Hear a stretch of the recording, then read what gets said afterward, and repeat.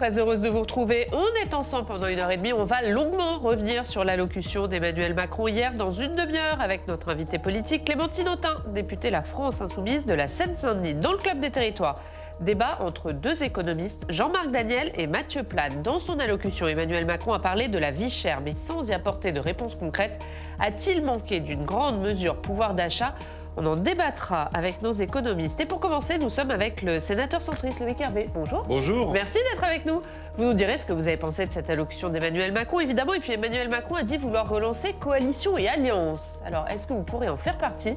Vous nous direz ce que vous en pensez dans quelques instants. D'abord, on regarde ensemble les repères de l'actualité de ce mardi 18 avril.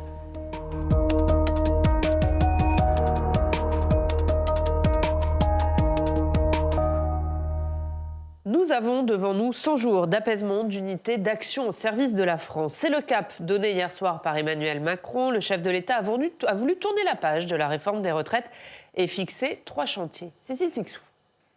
Devant les Français, Emmanuel Macron le confirme, pas question de revenir sur la réforme des retraites, même s'il reconnaît la colère et regrette l'absence de consensus. Alors que le nombre de retraités augmente, que notre espérance de vie s'allonge, la réponse ne pouvait pas être de baisser les pensions.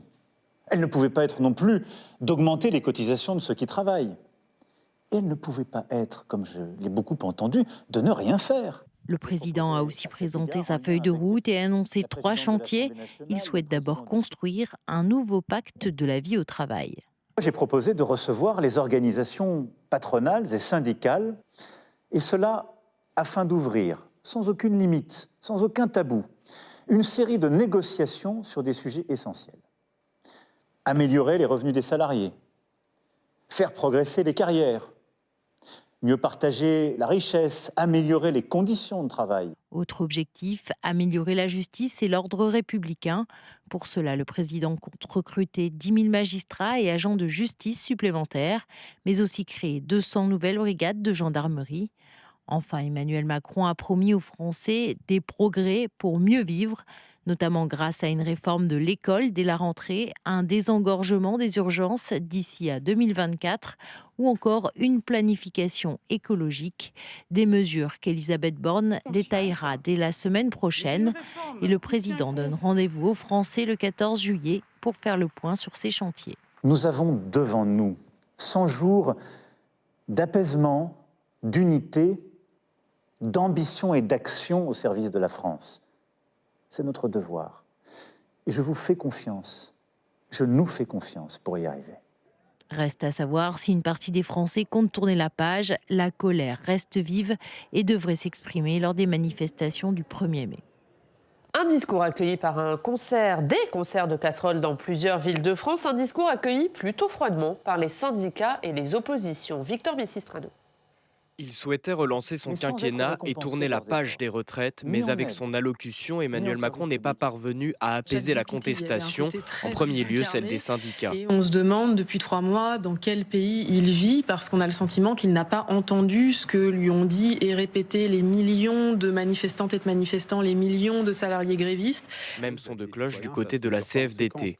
Il y a une meurtrissure aujourd'hui, à la fois du contenu de cette réforme des retraites et du mépris qui a été affiché pendant cette période, et que cette meurtrissure, elle n'est pas du tout calmée avec l'intervention du président de la République aujourd'hui. Pas apaisée non plus, l'opposition des forces politiques. Selon Marine Le Pen, le président a choisi de tourner le dos aux Français. Cette pratique déconnectée, solitaire et obtuse du pouvoir annonce la poursuite d'un quinquennat de mépris, d'indifférence et de brutalité dont il faudra sortir par les urnes. Pourtant courtisé par la majorité, le président des Républicains, Éric Ciotti, se montre tout aussi critique. Rien de vraiment nouveau, rien de concret dans un catalogue de vœux pieux. La méthode manifestement ne change pas avec des objectifs louables, mais sans la moindre remise en cause. Réaction plus brève et cinglante de Jean-Luc Mélenchon. Irréel, complètement hors de la réalité, assume le vol de 2 ans de liberté. Les casseroles sonnent plus justes. Des concerts de casseroles pour conspuer Emmanuel Macron et donc refuser de l'écouter. À 20h, devant plusieurs mairies de France, comme à Marseille, Nantes, Bordeaux ou Paris, des milliers de manifestants s'étaient rassemblés. Ils n'ont donc pas entendu l'appel à 100 jours d'apaisement lancé par le président avant un premier bilan le 14 juillet. Air France et Airbus relaxés 14 ans après le crash du Rio-Paris qui a fait 228 morts. Le tribunal correctionnel de Paris a mis hors de cause les deux entreprises sur le plan pénal tout en reconnaissant leur responsabilité civile. Pour le tribunal, des imprudences et négligences ont été commises, mais aucun lien de causalité certain n'a pu être démontré. Les familles des victimes se disent écœurées.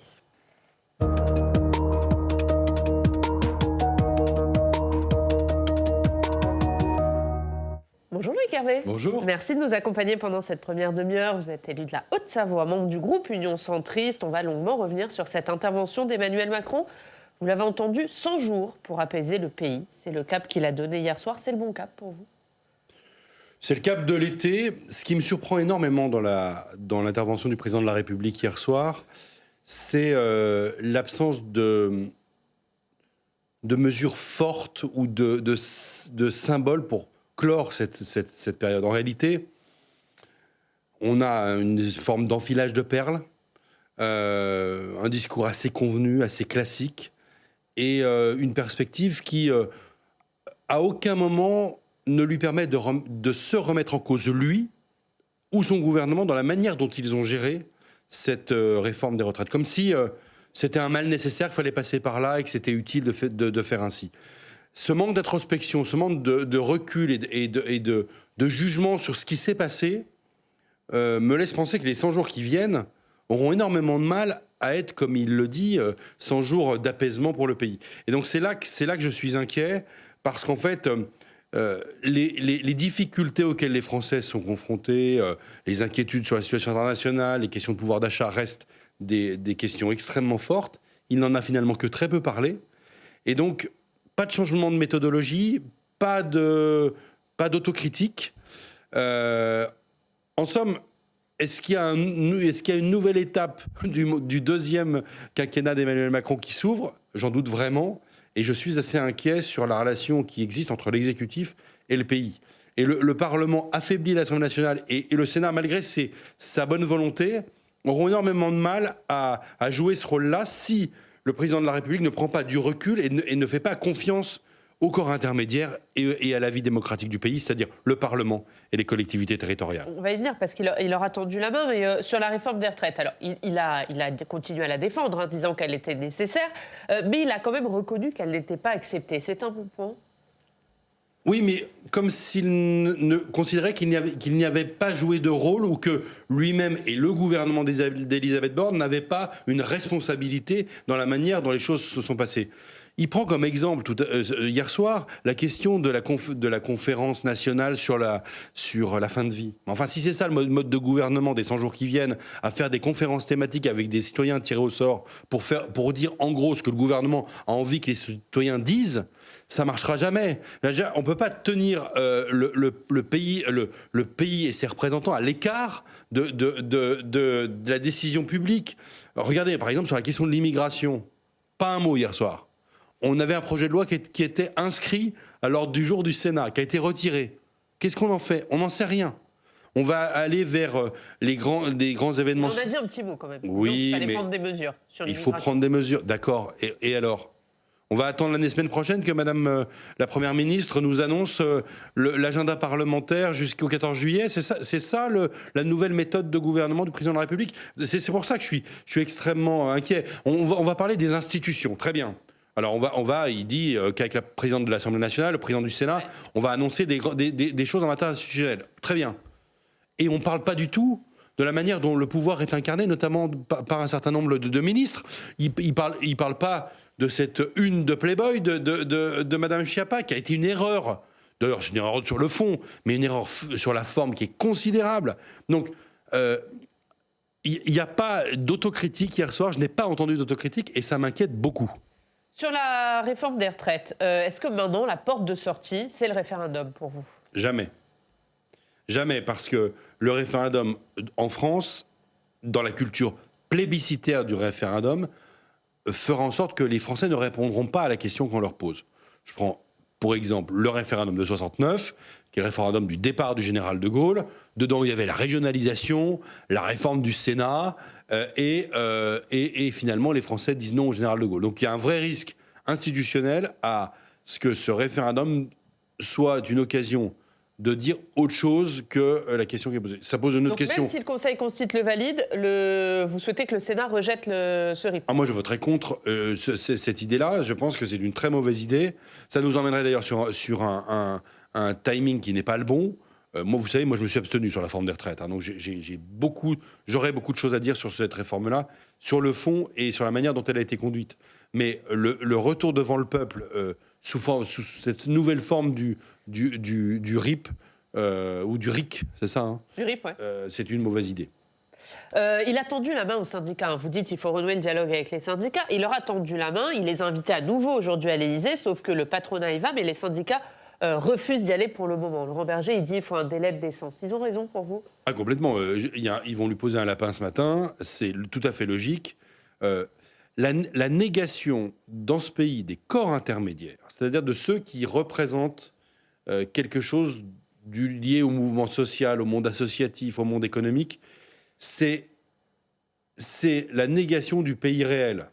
Et on peut considérer que le président de la République a un problème avec le pays réel, avec le pays profond. Donc, il y a une responsabilité à avoir coupé les ponts avec Laurent Berger, avec la CFDT, avec cette forme de syndicalisme social-démocrate, constructif, qui avait d'ailleurs soutenu la réforme par points en 2019. Oui, c'est une évidence. Ne pas les avoir reçus au moment où il y avait une forme de colère dans le pays, et dire la porte était toujours ouverte aujourd'hui, c'est une ironie qui est insupportable pour ces représentants-là. Donc je comprends qu'ils n'aillent pas à la réunion aujourd'hui. Et puis les autres sujets, ça va être quoi? Ça va être par exemple toutes les mesures que le Sénat a votées et que le Conseil constitutionnel a fait sauter. Dont il n'a pas reparlé hier. Vous le regrettez? Évidemment. Ça a été une des raisons pour lesquelles un certain nombre de sénateurs ont voté cette réforme. Ça a été une raison pour laquelle un certain nombre de députés, notamment les Républicains, étaient prêts à la voter. Et il faudra qu'on en reparle de ces sujets-là. Comme il faudra quand même qu'on reparle d'un certain nombre de sujets dans le domaine du pouvoir d'achat et dans le domaine... Dans une loi travail, vous souhaitez que les mesures retoquées par le Conseil constitutionnel soient dans une loi travail prochainement? Oui, sauf que la difficulté, c'est que la Première ministre a annoncé qu'elle ne recourrait plus au 49.3 et qu'il faudra trouver une nouvelle majorité sur ce sujet-là, y compris avec la gauche de la majorité présidentielle. Et sur la loi travail, ça vous paraît pas possible? La question est totalement ouverte. Le 49.3 a été utilisé pour cette réforme des retraites. Est-ce que le gouvernement est prêt à l'utiliser à nouveau sur des mesures qui ont été sorties de ce projet de loi de financement rectificatif de la sécurité sociale? Emmanuel Macron a tendu la main aux oppositions et aux maires, notamment. Il veut relancer une nouvelle coalition. On en parle avec notre journaliste parlementaire, Alex Poussard.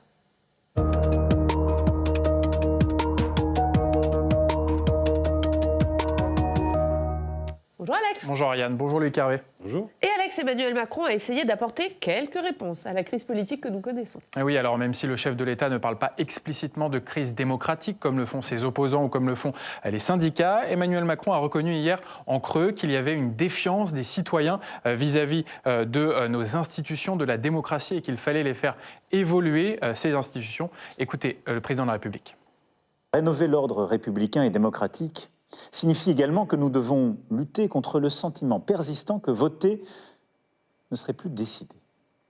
Je proposais à cet égard, en lien avec la présidente de l'Assemblée nationale, le président du Sénat, le président du Conseil économique, social et environnemental, des grandes pistes pour que le fonctionnement de nos institutions gagne en efficacité, mais aussi en participation citoyenne, comme nous venons d'ailleurs de le faire avec la Convention citoyenne sur la fin de vie. Une réforme des institutions qui se décide, mais Emmanuel Macron ne parle plus de la fameuse commission transpartisane qui devait regrouper toutes les forces politiques, y compris les oppositions, pour dessiner cette réforme des institutions. En revanche, le président de la République s'est montré ouvert à travailler dans la suite de son quinquennat avec tous ceux qui le souhaitent. Écoutez.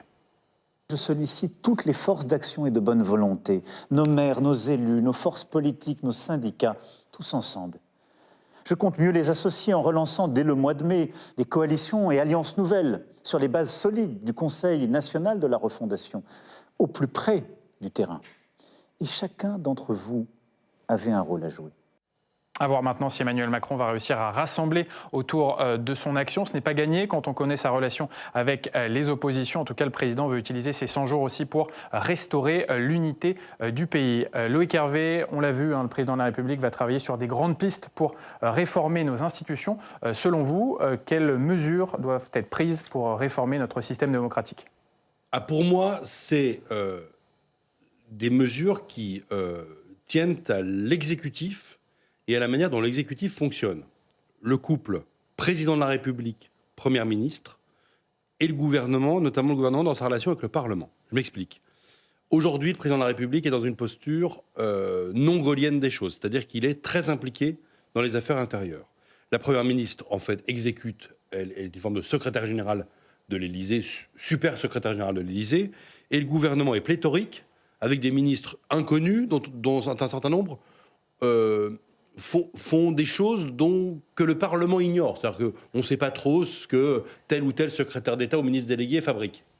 Donc il faut un gouvernement resserré, politique, une première ministre qui soit vraiment en charge de la gestion du pays, ce que la Constitution prévoit, et un président de la République qui prenne de la distance et qui soit en capacité, s'il l'appelle, d'être justement ensemblier et d'aller chercher des alliés pour un gouvernement de mission, pas pour aller exécuter un programme qui est forcément le programme que lui seul aura décidé. Mais ça suppose non pas une réforme constitutionnelle, mais un changement complet de manière d'être et d'agir, d'abord du premier d'entre nous, qui est le président de la République. Veut-il lui-même abandonner une partie de ses prérogatives ? Veut-il en confier davantage à sa première ministre ? Et veut-il avoir des ministres politiques qui travaillent avec le gouvernement de manière intelligente ? Moi, il se trouve qu'ici, dans cette maison, au Sénat, je travaille sur les questions de sécurité intérieure et de sécurité civile. Donc, quand des textes arrivent à la commission des lois, avec d'autres collègues comme Marc-Philippe Daubresse, nous travaillons par exemple sur les questions de police, de gendarmerie, sur des questions intérieures. Nous avons un ministre référent qui est très politique, qui s'appelle Gérald Darmanin. Il n'y a aucun problème. Mais je plains mes collègues qui travaillent dans d'autres domaines où ils ont des référents au gouvernement qui sont des référents techniques, jamais politiques, où il est très très difficile d'avancer sur tel ou tel sujet parce que le ministre est tenu par ses collaborateurs, son cabinet, ou n'ose pas faire de la politique. Il faut que dans ce pays, on arrive à faire de la politique. On est dans une situation de minorité à l'Assemblée nationale, de majorité relative si l'on veut, et donc il faut juste accepter cette réalité-là et que le fonctionnement institutionnel du pays, vous savez, la Ve République est robuste. Mais il faut que le fonctionnement du pays s'adapte à la nouvelle réalité politique. Je ne suis pas sûr qu'il faille aller modifier la Constitution pour changer quoi que ce soit. Donc pour plus de ministres comme Gérald Darmanin, quoi. Il faut plus de ministres politiques comme Gérald Darmanin, il faut moins de ministres en général, et il faut qu'on ait des interlocuteurs et des personnes qui prennent les sujets à bras-le-corps et qui les fassent avancer. Donc pour vous, il faut déprésidentialiser finalement le régime ? Non mais je suis un centriste, je suis un parlementariste militant, et je pense que sans avoir le risque de retomber sous la 4ème République, il faut qu'on ait une capacité d'assumer que nous sommes une démocratie parlementaire et que nous fassions confiance au Parlement, Assemblée et Sénat, et que nous fassions confiance au corps intermédiaire. C'est juste que l'exécutif se rende compte qu'en face de lui, il y a le pays réel. Bon, mais hier, il a appelé à relancer les coalitions, les alliances solides. Est-ce que vous pourriez participer à ça ? Alors, la participation d'un certain nombre de formations politiques qui concourent d'ailleurs à l'exercice de la démocratie dans la Constitution, à un gouvernement nommé par Emmanuel Macron, supposerait qu'on ait un gouvernement de mission, c'est-à-dire que pour une durée donnée, il y ait un pacte de gouvernement précis. Durée donnée qui n'est pas forcément d'ailleurs le terme du mandat présidentiel, mais qui serait de dire que, et d'ailleurs c'est ce que Emmanuel Macron aurait dû faire après les législatives, c'est-à-dire que à l'allemande, de dire nous avons un certain nombre de choses à faire dans l'intérêt du pays. Il y avait retraite, on voit bien comment ça se finit. Il y a les sujets d'immigration qui sont des sujets importants. Il y a les sujets travail, pouvoir d'achat.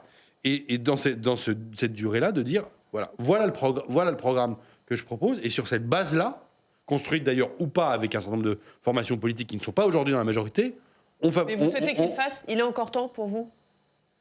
Ce que j'ai entendu hier soir, à part des incantations, et je vous avais dit, une forme d'enfilage de perles, c'est pas le chemin qu'on prend. Mais c'est Vous regrettez qu'il n'ait pas tendu la main à la droite et au centre hier? C'est le seul moyen de faire avancer le pays. Le veut-il vraiment? Et vous? Moi, je crois que c'est le seul moyen si on veut pas. Moi, si vous voulez, ma seule inquiétude, c'est qu'aux prochaines élections présidentielles, on n'ait pas un président de la République qui vienne de la France Insoumise ou du Rassemblement National. C'est le seul sujet qui me préoccupe, qui m'empêche vraiment de dormir, parce que je pense qu'on prend vraiment le chemin de cela. Entre pif gadget, Playboy et le bras d'honneur du ministre de la Justice à un parlementaire, dans la séquence, qu'à aucun moment on ait eu une remise en ligne du gouvernement en disant que maintenant il s'agirait en gros de siffler la fin de la récré, et que les ministres, notamment un certain nombre d'entre eux, se mettent vraiment à avoir des attitudes acceptables dans la période de gravité qu'est la nôtre. On n'est pas des saints, ça j'en suis bien conscient, on est des êtres humains, hommes et femmes, parlementaires, ministres, etc. Mais il faut un peu de décence, quand même. Alors, la Première ministre Elisabeth Borne est maintenue au moins jusqu'au 14 juillet, au terme de ces 100 jours. Est-ce que ça peut être la bonne chef de gouvernement, de ce gouvernement de mission politique que vous souhaitez? Il faudra qu'Elisabeth Borne ait davantage d'empathie et de capacité à trouver des dialogues. Je l'ai rencontrée pour un certain nombre de fois. C'est une femme que j'estime honnête, travailleuse, pleine de bonne volonté, mais il faut qu'elle fasse davantage de politique. Je reviens sur ce sujet-là. Encore une fois, elle vient de la haute fonction publique, elle a une dimension de technicienne, elle connaît très bien ces sujets, mais il faut qu'elle fasse de la politique. Et faire de la politique, ça suppose, à un moment donné, d'ouvrir aussi sa personne, de craquer un peu l'armure pour, vis-à-vis des Français et vis-à-vis des formations politiques, d'être capable aussi d'élargir le spectre. Vous savez, la majorité présidentielle, elle s'est rendue compte qu'elle était face à des difficultés importantes avec les dernières législatives. Mais de cette prise de conscience aux actes, il y a parfois encore du chemin. C'est vrai pour la Première ministre, mais c'est vrai aussi pour certaines attitudes à l'Assemblée nationale, où parfois on a encore l'impression d'être en 2017. Dernière question sur cette méthode du Conseil national de la refondation qui est déclinée en plusieurs thématiques. Emmanuel Macron a estimé que c'était une réussite et il voulait approfondir cette méthode. Qu'est-ce que vous en pensez, vous? Faut tout arrêter.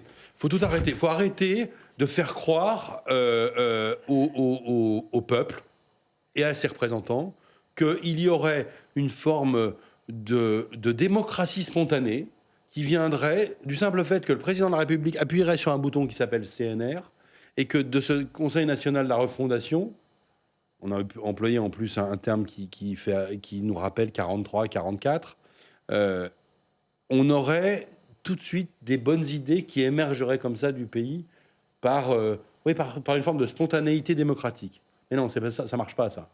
Et donc, autant le CNR que les histoires, Convention citoyenne du climat ou fin de vie, faut arrêter le plus vite possible ce type de méthode-là, parce qu'en fait, c'est se foutre de la figure du Parlement et des corps intermédiaires et du monde des élus locaux. On a largement dans le pays, entre le Conseil économique et social, les associations d'élus, le Parlement, on a largement de quoi faire sans à nouveau créer de nouveaux bidules qui servirait en plus à servir la soupe à l'exécutif. Parce que moi, je peux vous dire que les conclusions de la Convention nationale sur la fin de vie, on aurait pu les écrire avant.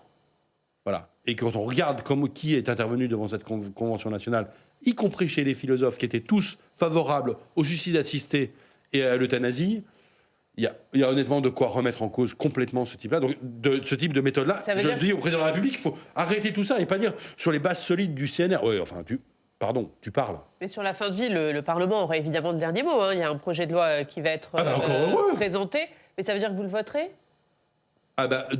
Si c'est voter les conclusions du CNR, jamais de la vie. Jamais de la vie. Moi, je suis pour les soins palliatifs, je suis pour qu'on aille au bout de l'application de la loi Claes-Leonetti, mais le suicide assisté et l'euthanasie dans mon pays, jamais. Et je me battrai sur ces sujets-là. C'est des sujets qui renvoient chez moi aux raisons d'être de mon engagement politique et finalement à ce qu'est un être humain, aux raisons d'être de ce qu'est la personne humaine. Et donc c'est certainement pas ces conclusions-là que je voterai. J'ai beaucoup de choses à dire sur ce sujet-là. On en reparlera évidemment avec vous. On va remercier Alex d'abord. À tout à l'heure. On se retrouve dans le club pour parler des chantiers économiques que veut lancer Emmanuel Macron. Ce sera dans le club et on va voir l'actualité dans votre région avec nos partenaires de la presse régionale. Bonjour Frédéric Thiers, merci beaucoup d'être avec nous, chef d'agence du Dauphiné libéré à Saint-Jean-de-Maurienne. On va parler d'un tout autre sujet. Avec vous, on va parler du Lyon-Turin. On en est où ? Alors le Lyon-Turin, aujourd'hui, ce sont deux réalités, ou plutôt une réalité, le tunnel en lui-même, un tunnel de base en pleine construction, et puis une virtualité, sont les accès au Lyon-Turin. Le tunnel, un double tube, 2 fois 57 km entre Saint-Jean-de-Maurienne, en Savoie, et Suse, de l'autre côté des Alpes, plus des galeries annexes. On a déjà creusé environ 17%. La livraison de l'ouvrage, c'est pour 2032. L'objectif, c'est faire passer dedans 40 millions de tonnes de marchandises par an. Ça a un coût, bien sûr. Le tunnel, c'est 8,6 milliards d'euros. Et le financement prévu au départ, c'était l'Europe 40%, l'Italie 35%, la France 25%. Vous me direz pourquoi l'Italie paie plus que la France. À l'origine, Rome avait accepté cette participation parce que un tunnel neuf qui débouche de chaque côté sur un réseau vieillissant, ça ne sert à rien. Il faut des accès à ce tunnel.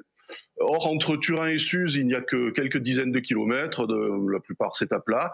Les Italiens ont déjà phasé et financé ces accès. Ils nous disent qu'ils seront livrés en même temps que le tunnel en 2032 donc. En France, c'est plus compliqué. Il faut réaliser le contournement ferroviaire de l'agglomération lyonnaise, le fameux Céphale, et aussi une ligne nouvelle entre Lyon et Saint-Jean-de-Maurienne. Ça fait 140 km et une grande partie, c'est en souterrain. Les accès français, ils ont été validés par une déclaration d'utilité publique en 2013. Mais depuis, il n'y a plus rien. Aucune décision, pas d'argent mis dans le dossier, rien du tout. L'Europe est prête, là encore, à financer jusqu'à la moitié de ces accès, mais la France ne lui a même rien demandé du tout. Du coup, l'Union s'impatiente, et l'Italie aussi. L'Italie se demande si elle n'est pas en train, clairement, de se faire avoir par la France, qui lui a fait payer plus pour le tunnel de base, en échange d'accès qu'elle ne fera jamais. Du côté de l'Europe, c'est pour l'avenir du réseau ferroviaire continental qu'on est inquiet. Le Lyon-Turin, en effet, c'est le maillon d'un corridor qui est bien plus long, qui va du sud de l'Espagne ou de Lisbonne jusqu'à Budapest, et puis sans doute plus tard jusqu'à Kiev. Et c'est aussi un des très rares axes est-ouest en Europe, alors que tous les réseaux européens sont aujourd'hui plutôt orientés du nord vers le sud. Alors la question qu'on aurait envie de vous poser, Loïc Hervé, c'est est-ce qu'il y a urgence à faire avancer ce dossier ? Ou alors est-ce qu'on peut attendre encore un petit peu, comme le suggère le Conseil d'orientation des infrastructures, qui verrait bien ces accès repoussés à 2042, voire 2045 ? C'est une excellente question et bravo pour ce résumé extrêmement précis de ce qu'est le projet Lyon-Turin. Vous savez, comme vous, j'imagine, moi je vis dans une vallée alpine qui s'appelle la vallée de l'Arve. Et comme la vallée de la Maurienne, par exemple, nous sommes confrontés depuis des années au sujet de l'engorgement et de la pollution de l'air. Je le dis avec une certaine émotion et aussi une certaine irritation. Quand on parle de renvoyer les accès français à 2045, on tourne le dos à des engagements français vis-à-vis de l'Union européenne qui touchent à la vie quotidienne des Hauts-Savoyards et des Savoyards. Et en fait, j'ai pas d'humour avec ce sujet-là. Et si nous sommes des dizaines et des dizaines de parlementaires, alors autour d'Étienne Blanc, la semaine dernière, mais aussi des parlementaires de la majorité présidentielle qui sont montés au créneau, c'est qu'on veut simplement qu'on arrête de nous prendre pour des imbéciles et on veut simplement qu'on honore la parole du pays de réaliser les choses. Il y a 5 ans, quand le mouvement 5 étoiles en Italie remettait en cause les accès du côté italien, j'avais posé une question d'actualité au gouvernement à Elisabeth Borne, qui était ministre des Transports. J'ai retrouvé cette question. Et elle dit clairement qu'il faut honorer la parole de l'Italie vis-à-vis de l'Union européenne. Comme d'ailleurs nous devons honorer la parole de la France vis-à-vis de ce projet. Le Lyon-Turin, il faut le faire. Le tube principal est en cours. Moi, je suis allé sur le chantier. C'est un projet extraordinaire. C'est un des grands investissements. Imaginez qu'on ait fait le tunnel sous la Manche sans faire Londres-Douvres ou Paris-Calais. Ce serait ridicule. C'est le même sujet, en fait. Il faut faire les accès en même temps que le tube principal et livrer l'intégralité de l'infrastructure. L'État doit être au rendez-vous. Un dernier mot, Frédéric ? Oui. Oui, et selon vous, justement, Louis Carré, qu'est-ce que peuvent faire des parlementaires de surcroît d'opposition ? En d'autres termes, est-ce que la voix de l'élu, la voix du politique, la force des traités signés ont encore quelques poids face à celui de l'administration, ou au moins de certaines administrations, dont au moins on sait qu'elles traînent des pieds, c'est le moins qu'on puisse dire. Eh bien, il faut rappeler au Conseil d'orientation des infrastructures qu'il n'est pas le Parlement, que c'est le Parlement qui fait la loi dans ce pays, et que l'exécutif est en charge d'exécuter, c'est le cas de le dire, les lois et les engagements internationaux qui ont été pris. La force de ce projet, c'est qu'il a été soutenu par l'intégralité des gouvernements au pouvoir dans notre pays depuis une vingtaine d'années. Qu'il s'agisse de gouvernements de gauche ou de gouvernements de droite, etc. Donc on a une force, c'est au-delà de l'opposition, parce que vous savez, il y a Joël Giraud qui soutient notre initiative. Donc on ne peut pas dire que Joël soit dans l'opposition, où il y a des parlementaires comme moi, qui sont des parlementaires modérés, et qui n'avons jamais voulu faire de la politique politicienne sur ces sujets-là. Et puis il y a des gens qui sont beaucoup plus à gauche ou beaucoup plus à droite que moi, et qui soutiennent. Donc c'est une espèce de front commun que nous faisons pour dire au gouvernement, à la Première ministre et au ministre des Transports, nous devons réaliser ce projet dans les temps. Il y a urgence. Merci Frédéric, merci d'avoir été avec Merci. nous. 100 jours pour se relancer, c'est à la une du Dauphiné. Aujourd'hui, évidemment, ça parle de l'allocution d'Emmanuel Macron. Merci beaucoup d'avoir été avec nous. Merci Loïc Hervé d'avoir été notre invité pendant cette première demi-heure. Et à très vite, évidemment, dans cette émission, dans 20 minutes, dans le Club des